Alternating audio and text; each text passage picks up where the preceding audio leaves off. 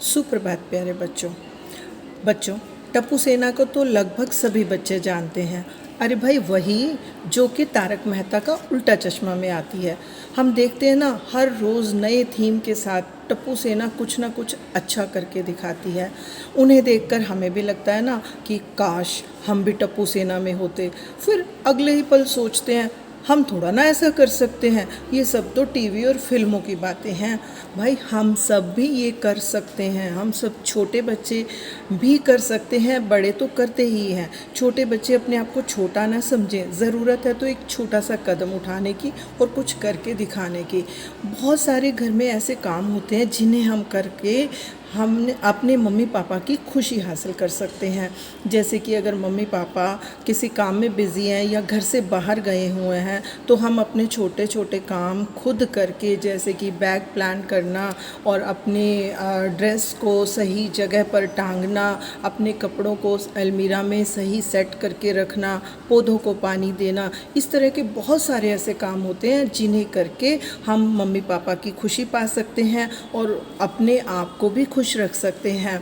बच्चों, खाली कपड़े ही क्यों, खाली अपना छोटा छोटा काम ही क्यों, और भी बहुत सारी चीज़ें हैं जिन्हें कर सकते हैं। जैसे कि अगर मान लो टेस्ट के दिन हों और हमारे मम्मी पापा हमें 2-3 पेंसिल्स लेकर घर से भेजते हैं, या फिर बड़े बच्चे 2-3 पेन लेकर जाते हैं, तो टेस्ट के बीच में अगर किसी का पेन ख़राब हो गया या पेंसिल ख़राब हो गई, टूट गई, तो आप अपनी ज्योमेट्री बॉक्स से उसे पेन या पेंसिल देकर एक अच्छा काम करते हो, उसे शेयर करके अच्छा काम करते हो। आपके लिए तो ये एक छोटा सा एफ़र्ट होगा, लेकिन उस समय उसके लिए बहुत कारगर सिद्ध होता है। सही समय पर आपने अपने दिमाग का इस्तेमाल करके अपनी चीज़ की प्रॉपर शेयरिंग करके एक अच्छा काम किया।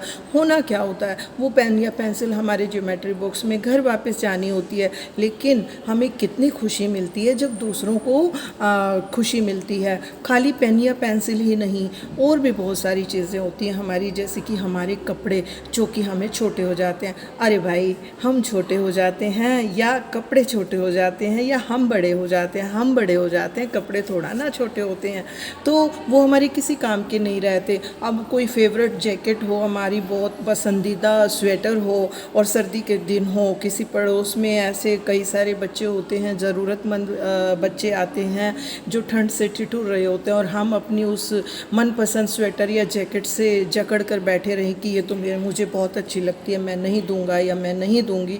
तो हमें ऐसा नहीं सोचना चाहिए। उस समय आप अपनी जैकेट या स्वेटर उस ठिठुरते हुए बच्चे को देकर उसकी जान बचा लेते हो, उसको ठंड से बचा लेते हो। यह एक बहुत बड़ा और नेक और अच्छा काम है।